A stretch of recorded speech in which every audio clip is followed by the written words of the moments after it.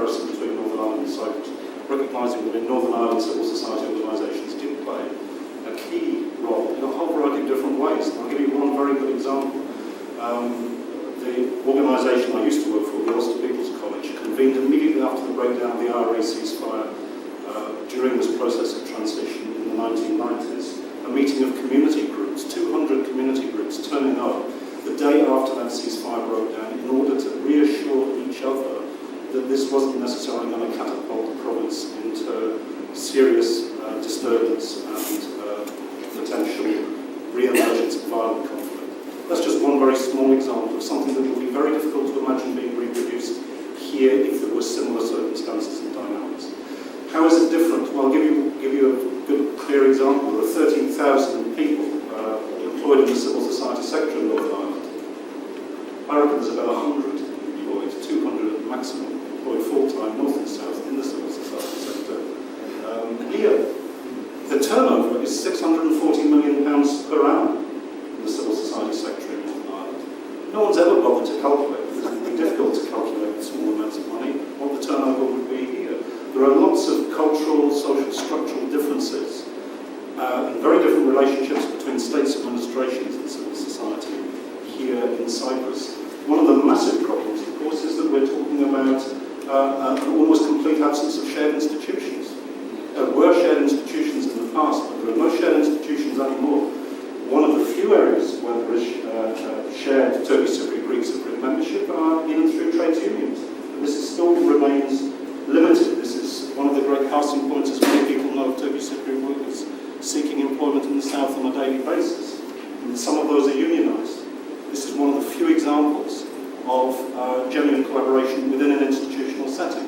Name me any other institutions that share this. In Northern Ireland, despite the worst of the troubles, the Irish Congress of Trades Unions, the trades union federated structures in Northern Ireland allow both Catholics and Protestants, unionists and nationalists, sometimes people who are prepared to kill each other, to participate in common union activities and to organise important symbolic demonstrations which were reactivated recently in relation to the killing of 2 soldiers more recently.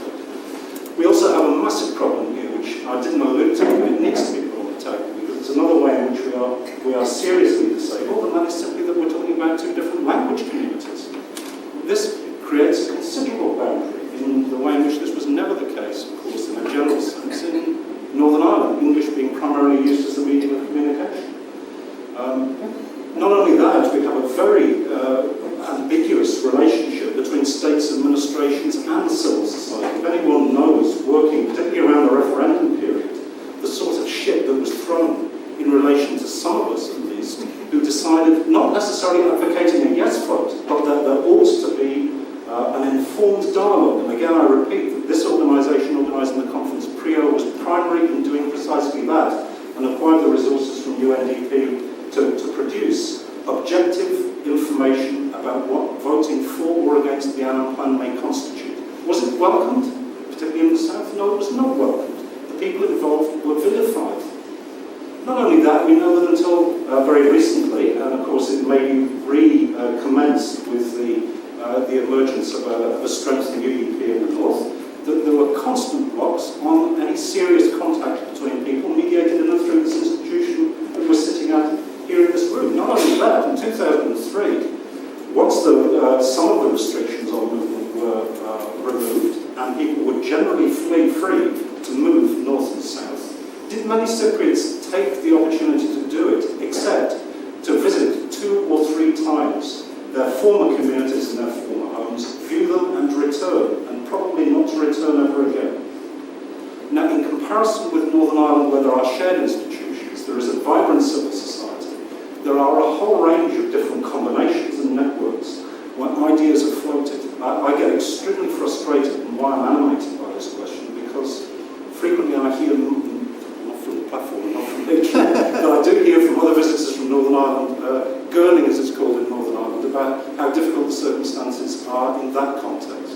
But frankly, if you compare it with what is a very difficult environment in Cyprus, with a lack of resources, with sometimes open hostility towards civil society action both north and south, a difficulty beyond that of two different language communities interacting, no shared civil society, no shared public sphere. Another Who bothers to read anyone else's newspapers? No one could give a toss, to be honest. There is no active engagement. In Northern Ireland, what people watch are generally the same TV programmes. They listen to talkback, they have to listen to their opponents. They may hate them, they may disagree with them intensely, but you are forced to confront that argument. Here, for most of the time, you can utterly ignore what is taking place on the other side of the green line and get away with it without a guilty conscience.